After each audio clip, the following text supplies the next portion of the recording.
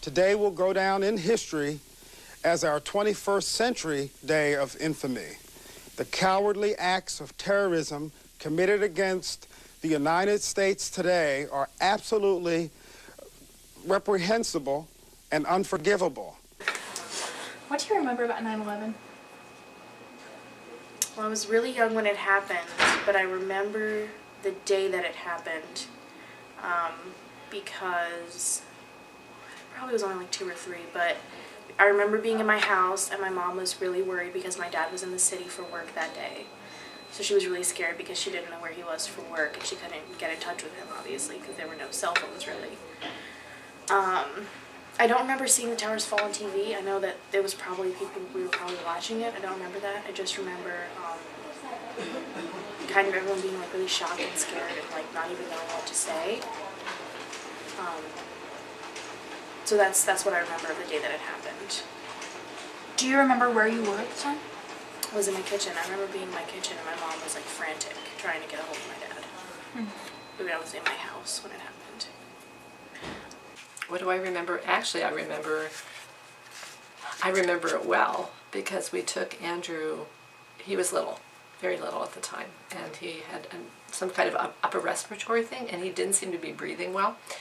So we took him into the pediatrician to be examined, and while we were in the office waiting for the pediatrician to come in, I mean, we hadn't really heard anything, and the pediatrician walks in and says to us, did you hear a plane just hit the World Trade Center? Without warning, 4 U.S. commercial jetliners were hijacked. 2 were crashed into the World Trade Center here in New York City. I remember where I was at. I remember how we found out about it. I think my most vivid memory is the fact that my husband didn't know what was going on at the time, and I couldn't call him because all the cell phone lines were down. Adding to the confusion, cell service was crippled, cutting the lifeline for families trying to locate loved ones. I remember they're like, oh my God, a bomb went off in the World Trade Center, you know, rumors flying, and we didn't have social media. We couldn't immediately check the news. So they, about a couple hours in, they found an old TV and wheeled it into where we were at. I was working as a Section 8, I was working for the Philadelphia Housing Authority as a Section 8 detective. I was, at the time, processing applications, doing criminal background checks on, and as the information was coming in, it's different news venues, and no one knew what was going on. And when the plane hit the second tower, they were like, "Holy shit! It's something's going. You know, something's crazy, right?" And they did not jump and say it's a terrorist. They did not. They were just like, "Oh my God, what's going on?" They all thought it was an accident. The first tower, they thought it was an accident. And we thought, oh, wow, you know, accident. That was our first thought, how horrible that is. It must have been a horrible accident. And it was very interesting because he said he didn't think it was an accident. And then the last plane was missing, and no one knew where it was going. Everybody was on guard. They were evacuating the buildings. I was essential personnel, so I was not allowed to leave. And we allowed all clerical employees in the city government to go home. We had the news on, and I had to have come up with that idea somewhere because at the time I didn't think that way. And we all did think, we all did think that it was coming to Philadelphia because, it's the birthplace of the United States and freedom, and Declaration of Independence was signed. We have received no evidence that any part of Philadelphia or this region was or is the target of any terrorist acts. However, out of the abundance of caution and out of respect for and understandable distress that was prevalent throughout the city, all public and parochial schools were closed at noon. And a lot of them thought it was coming from Philadelphia. And I finally got through to my husband, and he's traveling. He worked second shift, so he was working 4 to 12. I worked 8 to 4. And I said to him, "Oh my God, do you know what's going on?" And he's like, "No, what?" I said, "Apparently you haven't been watching the news." He's like, "No, I was getting ready for work." I'm like, "All day? You've been getting work for all day?" So when you're talking about 9/11 in conversations, let's say someone mentions it to you, what's kind of the first thing that pops into your mind? Probably the aftermath, because I don't remember much of when it happened because I was really young, but I definitely remember like the time preceding that and how it really changed a lot in my life and my family's life, and really for like a lot of people that I knew. And that's something that it's kind of hard to talk about with people. It's kind of hard to like explain. But for a lot of, especially like American Muslims, in addition to having like the trauma of being an American and how hard it was because we were all grieving as like a nation, on top of that, you were grieving on behalf of your faith because people had done this in the name of something that you love and care about and is completely antithetical to your beliefs, you know? And because they did that, it kind of changed the trajectory of our place in this country, definitely. And just the way that, you know, you walk in the world in this country is very different now than I think it would have been had it not happened. What is kind of the first thing that pops into your mind? Standing in the building, looking at my pager. That's the first thing that always comes up. I don't know why, but that was because that's when I first saw that it was 09-11, and that's when I first went, oh my God, 911.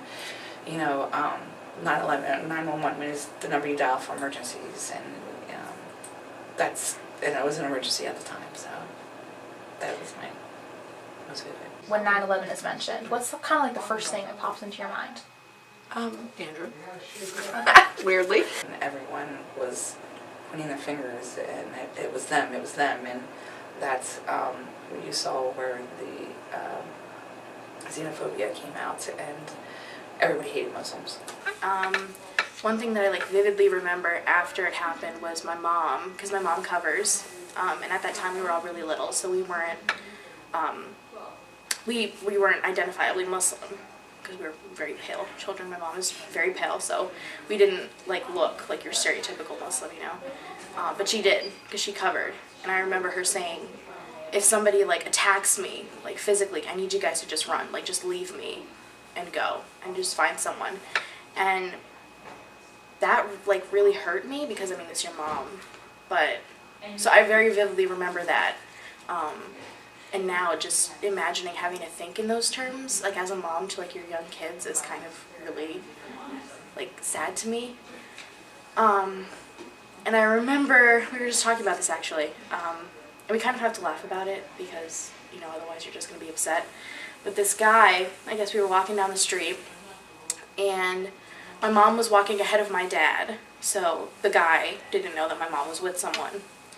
And he screamed out of his car window, "Go back to your country." I think he said like, "You towel head," or something like that, which isn't very creative, but you know.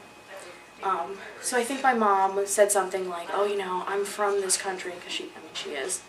So then my dad kind of caught up with them and started yelling obscenities that I didn't understand as a child, and was like gearing up for a street fight, which didn't happen because this guy was in his car, so he sort of just drove away. Yeah, but I remember that. We've been lucky. We haven't, like, nobody's been, like, physically aggressive. The most that's ever happened is, you know, people, like, shout things out of their car windows, which is, to me, very cowardly. Not that I want anyone to, like, step up to me and fight me, but, I mean, in general. And then it wasn't bad, it was just weird. This lady sort of told my mom, "You need to, like, tell them to stop. Like, you need to tell them to stop what they're doing, all of these terrorists." And she was like, "I don't know them. I don't have their phone number." Wow, really? I mean, even if you did have their phone number, like, what are you going to do? Be like, "Listen, I need you to stop, okay?" Yeah. And they'd be like, "Yeah, all right, I'll stop." And, you know, it had to be Muslims, and, you know, it's all of them, every single one of them. So, and one of the things was the Sikhs, the Indians. They had the turbans also, and a lot of them had to take them off because they were afraid of being persecuted. And I mean, it was just it's almost, thinking about it now, it was almost dystopian, where it's like just everybody was just mad at the Muslims. But I also remember it coming together as a country and displaying our flags and, you know, being one and everybody loving each other except if you're a Muslim. So that's what I remember. Definitely I know that probably happened for a lot of other people, but for my family, it was kind of the idea of, you know, this is your faith and you have to be proud of it, and you have to be strong, and you have to be willing to stand up for what you believe in. And yeah, so I mean, it was always our choice. We always chose, like, okay, I want to wear it, I'm ready, I want to do this, you know. But it was very much this idea that, like, you know, you're representing your faith, so you have to, you know, hold yourself well, and you have to be polite and kind and everything like that. But there was never a sense of, like, yeah, you know, just don't do it, because it was, you know, it's like a part of your faith. So it was definitely very much like, you know, suck it up. This is what it's gonna be. Yeah. And I don't know why this went through our minds later, but we wondered, because our pediatrician is Jewish, and we wondered whether that he made that immediate connection had something to do with a kind of hyper awareness of terrorism in a different way than we had. So you know, he said that it was the first. I mean, that was the first plane. He said it hit. He sent Andrew to the emergency room. So while we're in the emergency room, of course, they have all TVs on. So we started watching TVs, and, you know, things started to play out. And Andrew had to get blood drawn. He had to have these tests. And it was weird because all of the hospital staff were not paying attention, really. Well, they were. They were paying attention to him and doing things. Mm-hmm. But their attention was clearly not they weren't present with us. They were professional. They were doing their stuff, but they were watching. Everybody was, and we were too. We were all like, kind of, Andrew was like in respiratory distress, and he had to have chest x-ray and the whole bit. But we're all watching these television screens. And, you know, we watched the tower collapse, and it was just horrible. It was horrible. But that's my memory. My memory is being in the hospital with Andrew for croup. It turned out he had croup. Mm. But we're there with him, but we're not really there entirely with him, because we're also processing this really horrible thing that's going on nationally, you know, that everybody's like paying attention to. As the evening goes on, rescue workers are searching for victims, still searching for victims in the rubble of the World Trade Center towers, but it's dangerous there. No count of the dead yet, no count of the wounded, really. It's hard to remember, like, at that time what I was remembering, because for the next 2 weeks, that's all we did was watch the news. And I'm like, you know, there's all, you get to where you're going. Just get to where you're going. We're not sure where the plane is. And so at this time, then they knew that it was crashed in Shankweiler, and it crashed into the Pentagon and the two buildings. A third hijacked plane slammed into the Pentagon just outside Washington. And here in Philadelphia, the city is on high alert. Western Pennsylvania, not far from Camp David, Maryland, the presidential retreat. So that day, it was just, oh, what's going on? You know, and, you know, hindsight, it's, you know, then we find out, you know, then it was on. And we had our TV on, the news, every single day, every single minute. We went to sleep with it on, we woke up with it on, trying to get more information. What is going on? I actually,